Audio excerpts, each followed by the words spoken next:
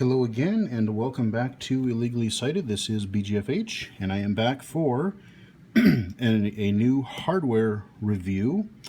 We, of course, are looking at, as I hinted earlier on my Twitter feed, we are looking at the new iPhone 7 Plus. This is Apple's new semi-controversial, but actually pretty cool smartphone that came out on the 16th of September this year. I'm recording this about a week or so later, and I got mine earlier this week. I got it on Tuesday, so I haven't had a whole lot of time to play with it, but in the few days that I have had, I have used it a lot, done a variety of different things with it. And I feel if you know kind of know what to expect from an iPhone. I mean, you know what iOS is like, you know, all that kind of stuff. It's really easy to get up to speed, especially if you've used an iPhone before.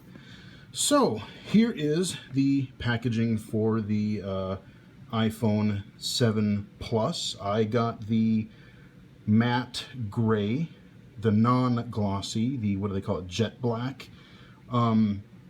I have the matte black finish here, and I wanted, it was really between the two blacks that I really wanted. I like the look of the shiny black, the jet black finish, but I don't like it because it's more susceptible to scratches and fingerprints and all that kind of stuff. And I figure, you know what, the other thing is, it's going to be in a case most of the time anyway, so yeah, whatever. The main thing, the color-wise, the only really thing I care about color is I don't like the light-colored iPhones for the reason that I don't want a white bezel around the screen. I much prefer a dark bezel. So I've kind of gone through those. And even the silver model, you can get this, the 7 and the 7 Plus, in white, your golds, your silver, and then your two blacks, your matte black and your jet black. So your typical Apple packaging, very minimalist, pretty much, you know what to expect. Pop the lid off this baby. Haha, no, there's no phone in there. I'll get to that in a minute. It comes with a little, there's like a little strip of plastic, or there's like a little insert in there. And then you get the phone, and then underneath you have your typical accessories. You've got your, oh, you know what, I didn't even put it back in there. You got your little power brick goes in here. You've got your earbuds in here, except this time they are lightning earbuds, because of course the controversial part mainly being the fact that they have axed the headphone jack in both the iPhone 7 and the 7 Plus, which admittedly I still am not a huge fan of. I do find myself, at least I did find myself, using my regular corded headphones, especially at nights and weekends when I'm at home, a fair bit. But there is some consolation.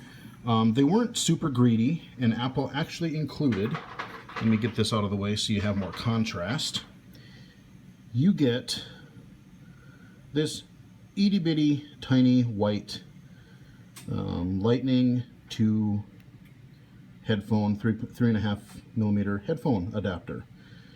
And if you do lose them or you need multiple ones, they're $10. They actually didn't charge $30 for an accessory. I'm impressed. I mean, that's usually what they do. So yeah, and I wish that, the other thing that I would say, both with their charging cables for the most part, and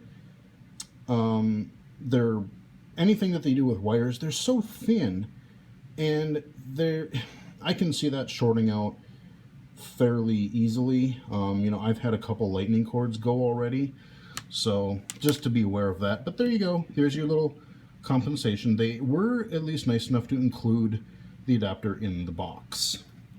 So that partially solves the headphone problem. Stop recording video. Okay, no, I just wanted to keep that going here. All right, so now on to the main event. Here is the iPhone 7 Plus. So just like the 6 Plus and the 6S Plus, this thing is 5.5-inch screen. It has the really rounded edges. I mean, it looks nice. I like the look of it, don't get me wrong. But, you know, for the first day I had it, I didn't have my case just yet. And I really kind of find holding these, it's a little slippery. And I feel like I pretty much have to put a case on it or a bumper on it or something, just because if I don't, I'm going to drop the dang thing. It's just a little bit too smooth. So on the top, you got nothing. On the right hand side, you've got your power button, or your wake sleep button, as you normally do. On the left side, you have your lock switch. Thank God they haven't taken that away, because I use that a lot.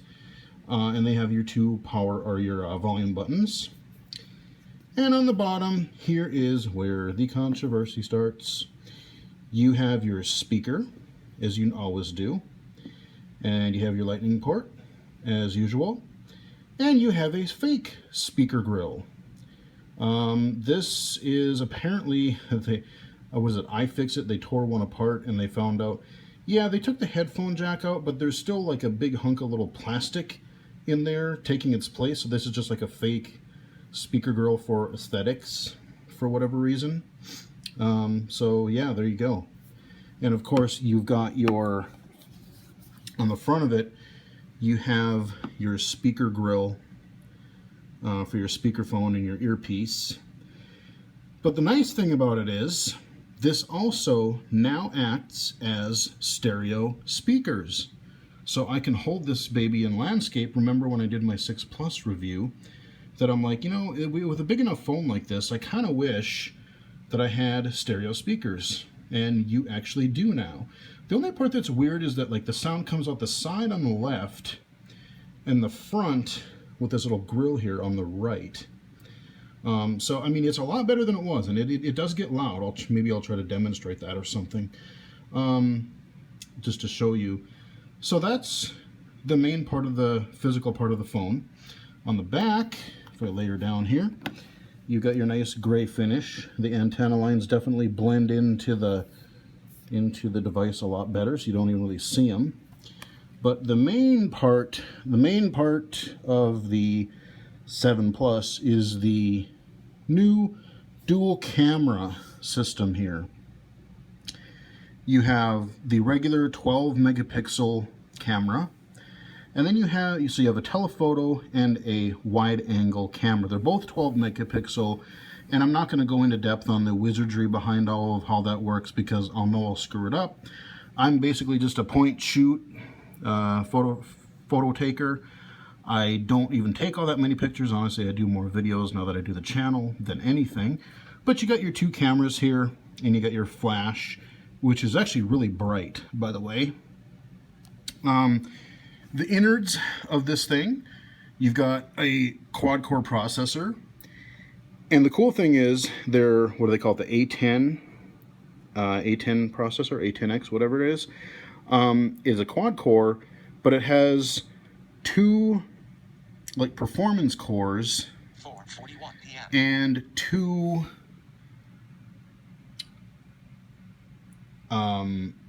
cores, like, I just went stupid. Two cores basically where you're not doing processor intensive stuff.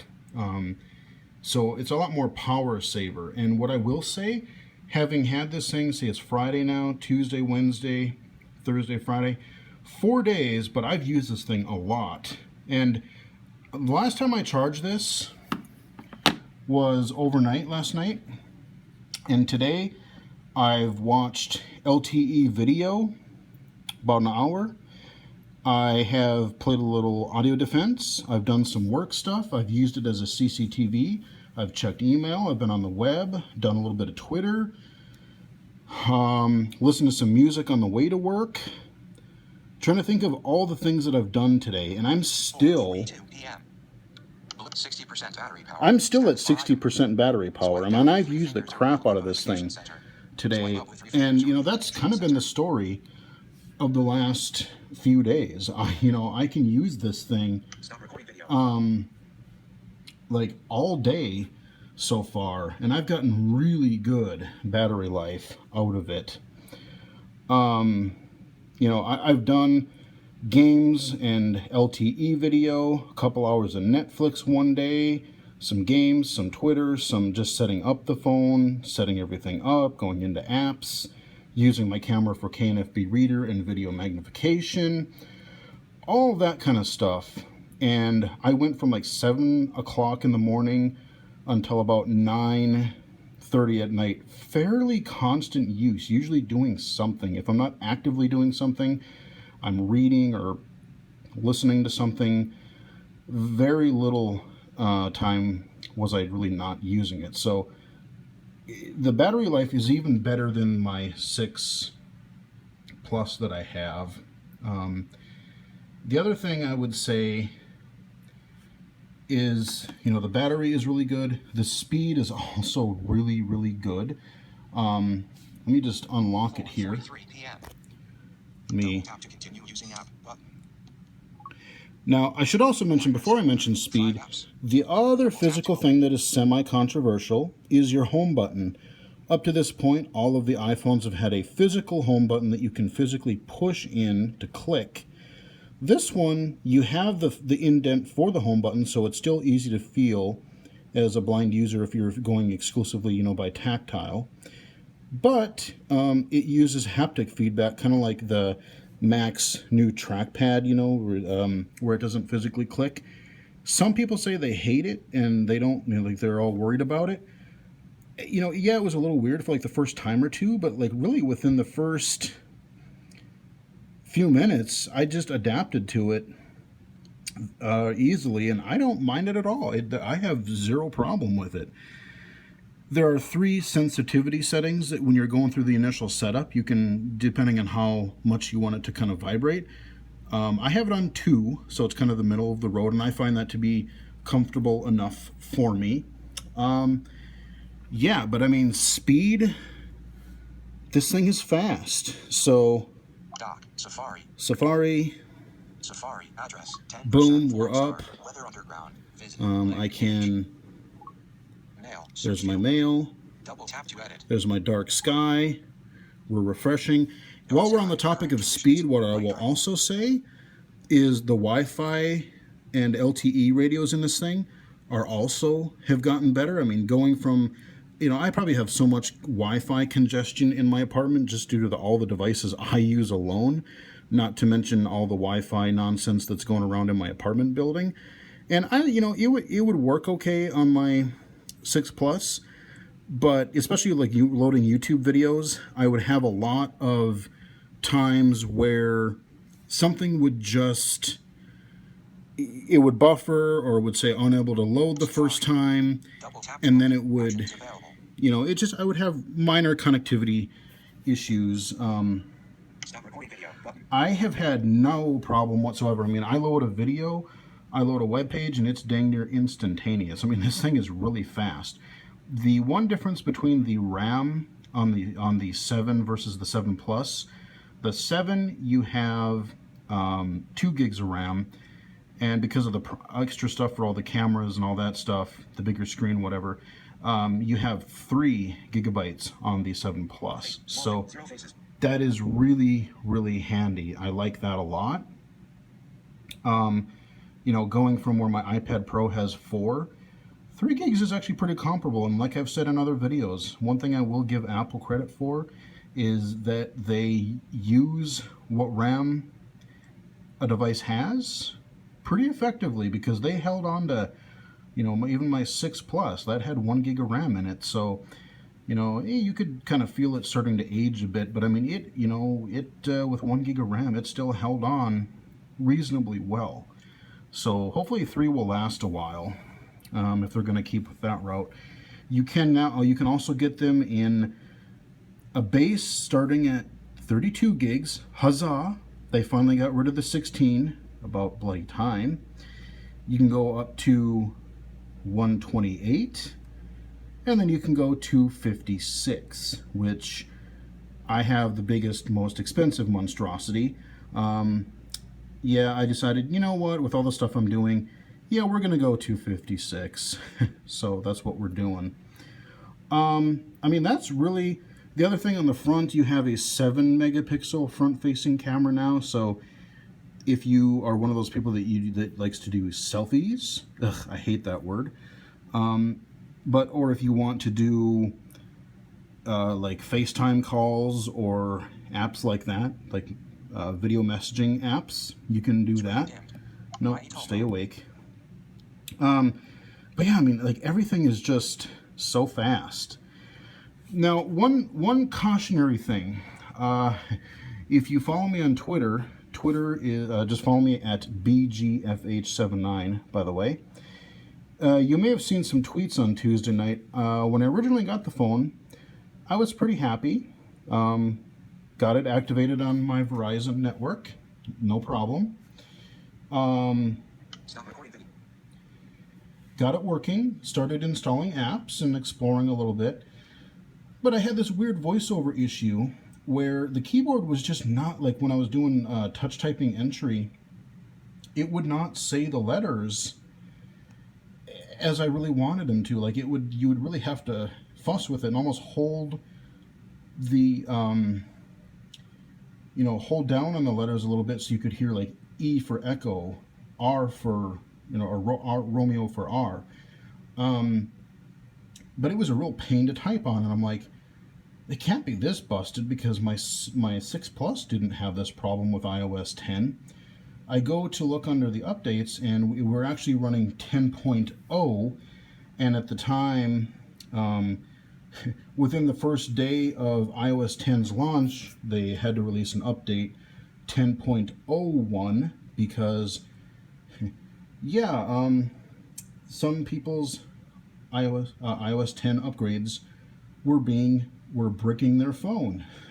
I had a coworker, my other devices, all those worked great, but I had a coworker whose phone, I had to help him a little bit through that and let him know because, yeah, he was having trouble, and his was kind of bricked, and so he had to connect it to iTunes and do like an update and do its thing. Thankfully, you didn't have to reformat it or anything, or like, factory restore it.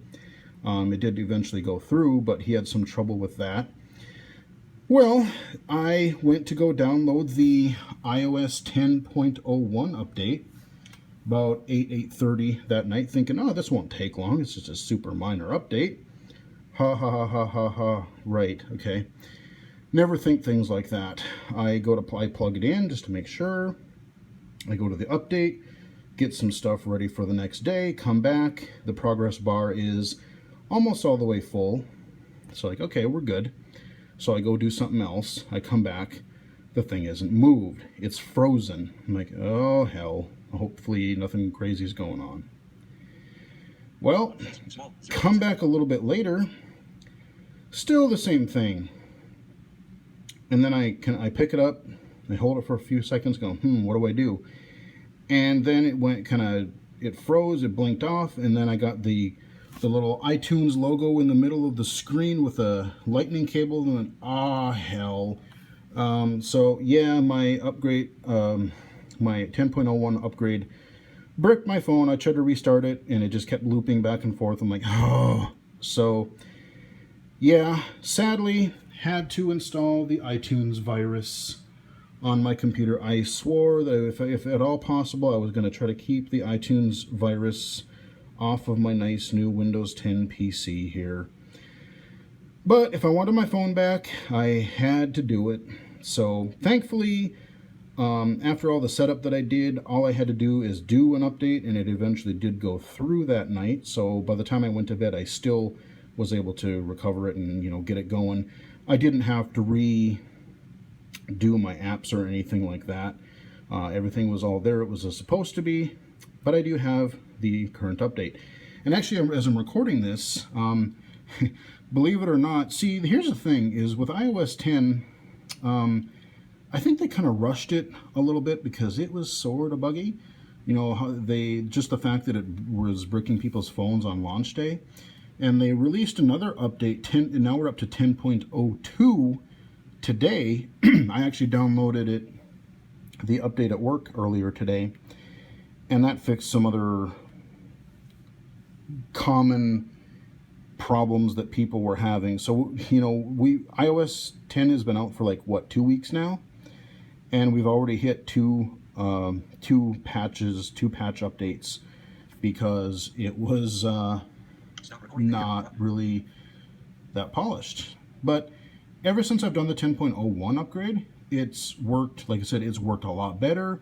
The device is super fast. The VoiceOver responds really well. I mean, even like the Touch ID, when I unlock it, I don't even have to really wait. It's just I touch it and it's literally it's just stupid fast. It's really, really fast. I'm trying to decide.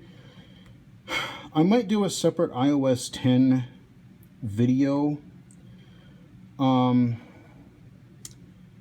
There are a few things.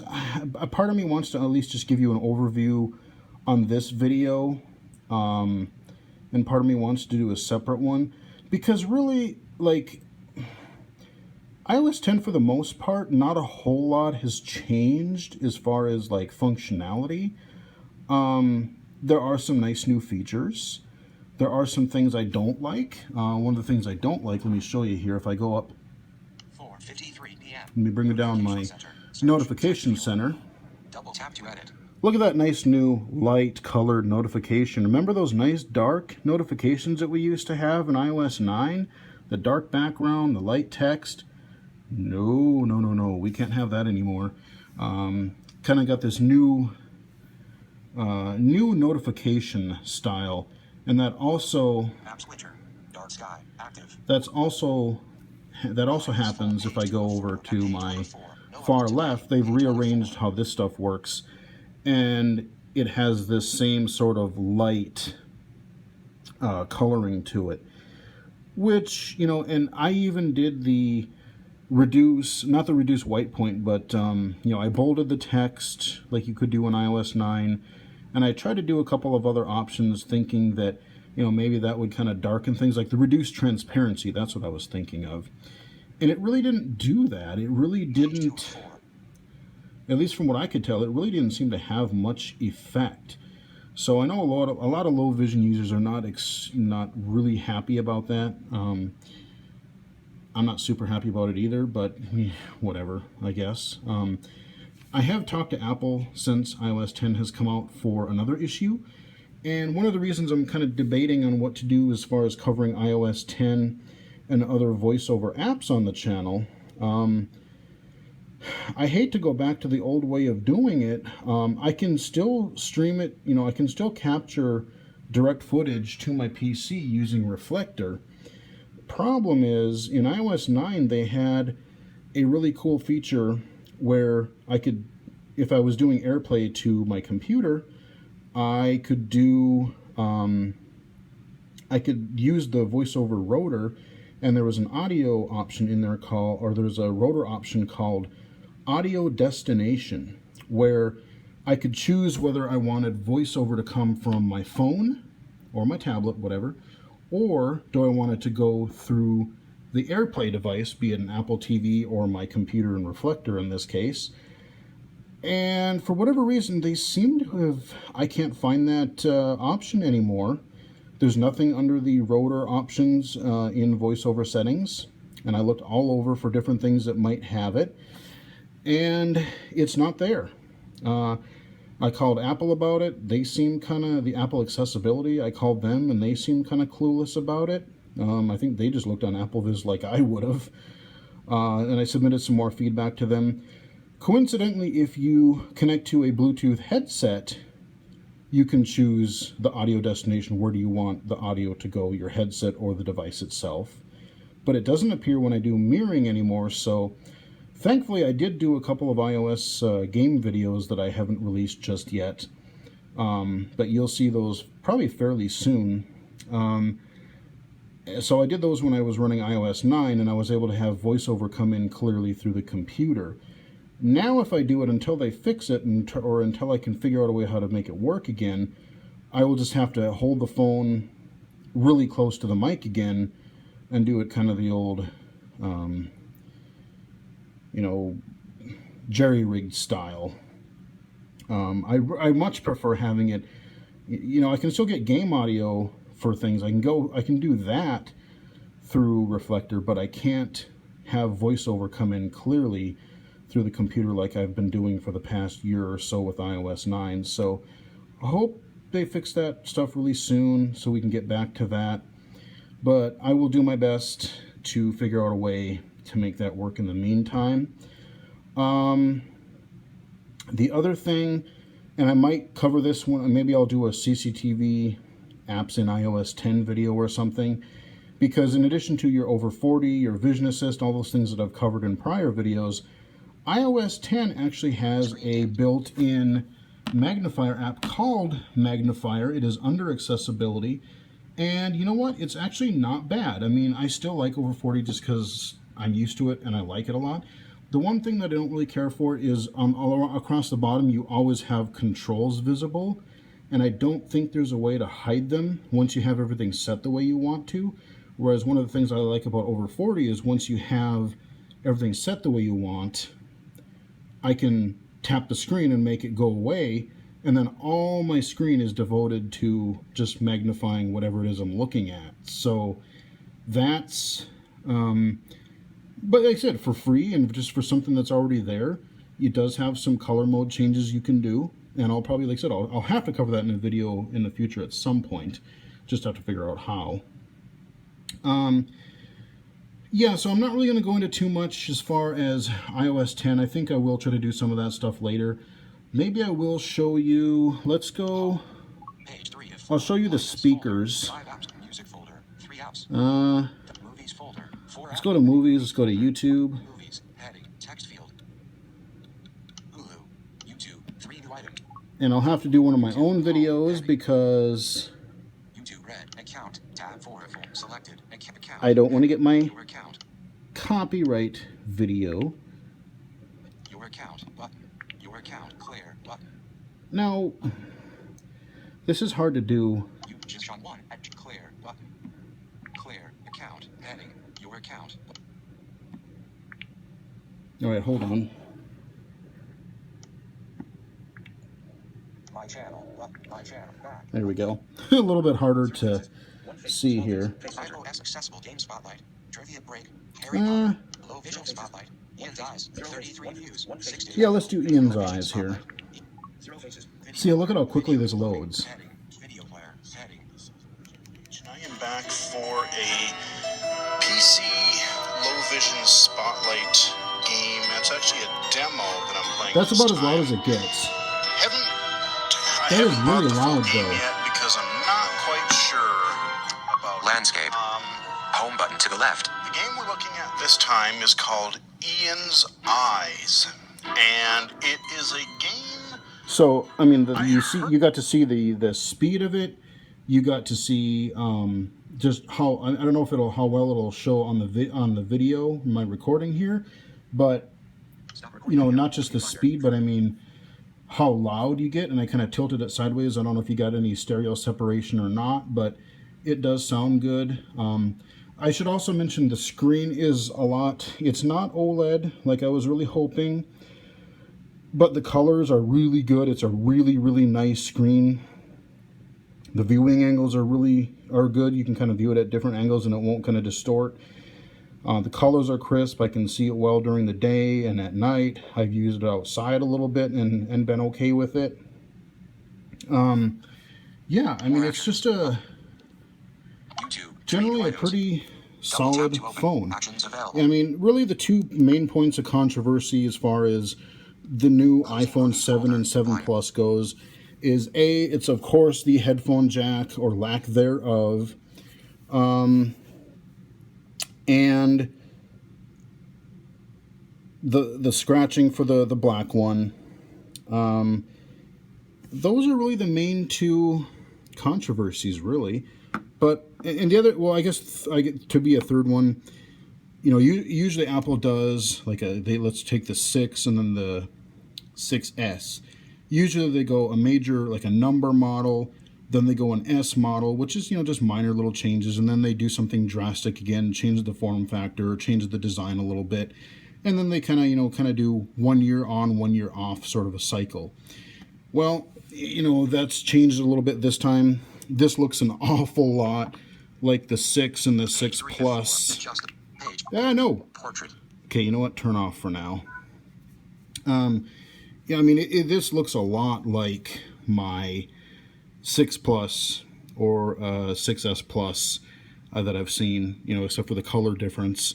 The body is very similar minus the headphone jack. Otherwise, it seems really, pretty similar. Because everyone's saying that, Apple's going to do this massive redesign when they go next year, 2017, because it's the 10-year anniversary of the iPhone. Maybe that's when we're going to get an OLED screen.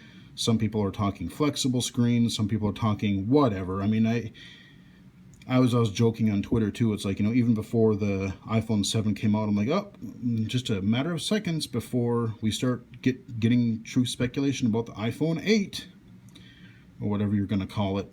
And that's not too far off. We're already hearing, people are already talking about it. So, is it a groundbreaking new design? No. Do I care? No. Mainly the reason I bought this phone, because I thought about waiting.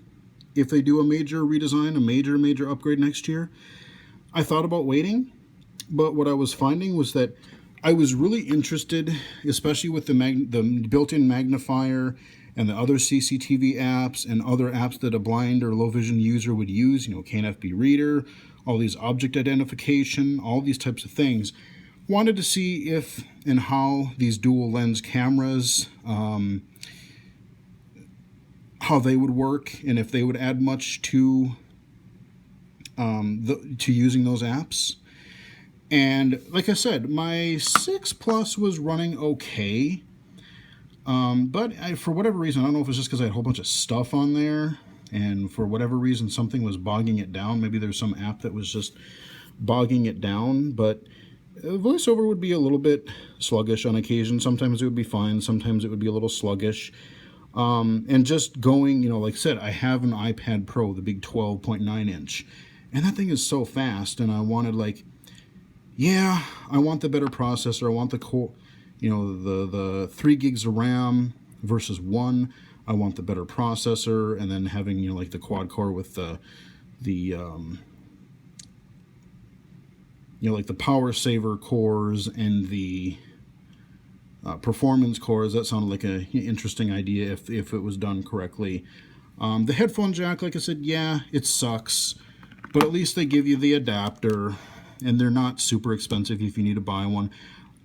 I have several Bluetooth headsets as it is, and I use them all the time as well, so it's not a deal breaker. I'll just have to get over it.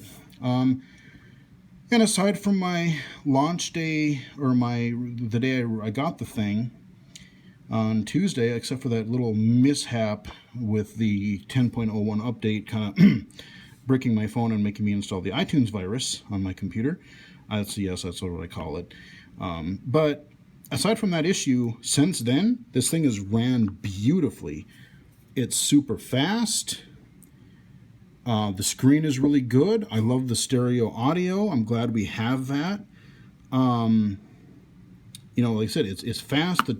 I don't mind. I actually like the new home button. That doesn't bother. Oh, whoops. Okay. See, look at that. I just tapped it and went. I barely touched the thing. I put a little pressure on it. And boom, we're in. The other thing that I really haven't gotten used to yet and haven't fully explored, and that's why I kind of want to do an iOS 10 video later, is before I never had a phone that did 3D touch. So I'm getting used to that and even figuring out what it can do. Played with it a very little bit, and I find it a little bit weird because what I found, especially when I first started using this thing, is that apparently I tend to place my finger a little bit harder than I need to when I'm doing gestures and taps and things.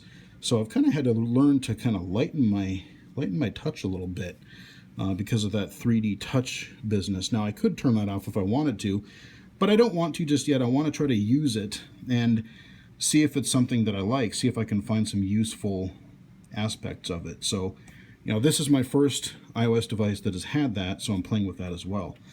Overall, would I recommend it? Here's the thing. if you have like, if you have some money and you have, let's say, a 6 or a 6 Plus, would I recommend going to the 7? Yeah, possibly. If you really would like a jump in performance, you know, the 7, iPhone 7's camera also has image stabilization, but it only has the one camera, unlike the 6 unlike the 7 Plus that I have here. But the cameras are pretty similar.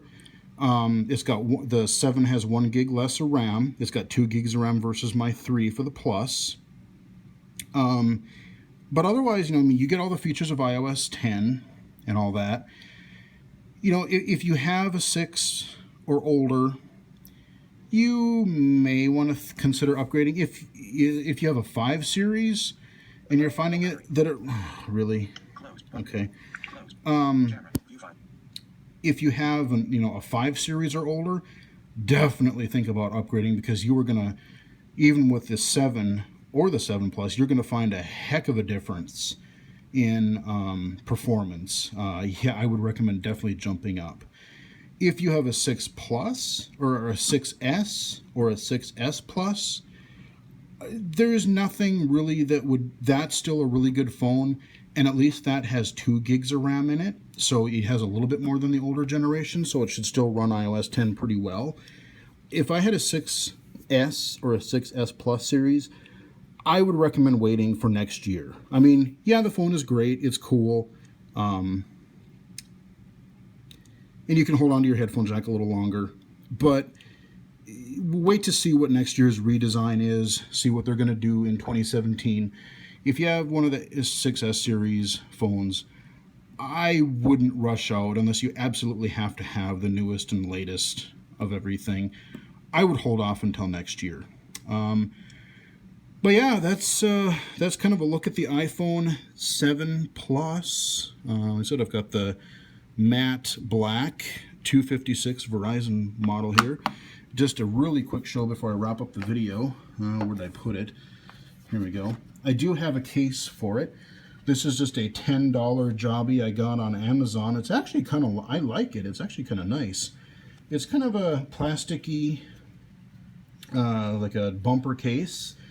It's got a little, I don't know if I can do it with my fingernail.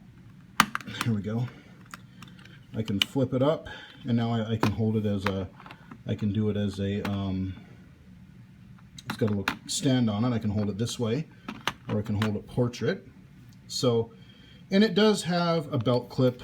I'm not a big fan of belt clips. I'd rather put it in my pocket, or I've got like a little neck pouch that I wear sometimes. But I like the look of it. I mean, it looks cool. It doesn't add a lot of extra weight to it. And the case itself sticks up over the phone, above the phone screen a little bit, so it kind of protects, like if you were to drop it, which I really hope I don't do. But it's just for a $10 case. I mean, you know, there's not a reason necessarily that you have to spend, you know, 100 or 80 bucks on a phone case. Let me see if I can try to get it in. Shut up. This is probably going to be a little hard to do with one hand. Yeah, I don't. Come here, you. There we go. Haha. I win. There we go. I wanted to take it out of this case so you could see the back of it. Otherwise, I would have just left it in there for the review. But yeah, see how it's just, boom, it sticks right in there. You can see the little lip there. It sticks above the phone a little bit. So yeah, not too shabby for a $10 case. I think I'm going to keep this one. And there you go. That is a look at the iPhone 7 Plus.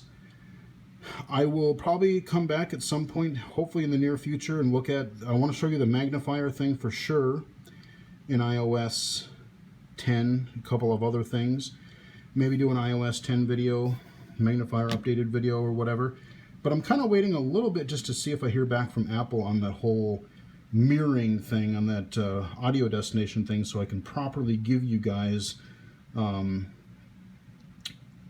direct feed audio for voiceover, so it's easier for you guys to hear. So we'll see what the plans are in the near future, but we're looking at that. Hopefully then I can cover some more apps. There's actually I want to also, that's why I really want the voiceover thing to work, because they also released this free Swift Playgrounds like development tool, like where it guides you and kind of walks you through how to program in Swift by making these little simple games. And I've started a couple basic lessons on it, and it is totally accessible with voiceover. It's iPad only, but it's accessible with voiceover, and it's kind of cool. It is actually really kind of cool, and I would love to show that on the channel. So hopefully we'll get the voiceover audio back soonish. But we're going to wrap it up here. Hope you guys enjoyed it, found the video helpful. And yeah, we'll wrap it up here. And until next time, follow me on Twitter at BGFH79. And until next time, I'll talk to you guys again later.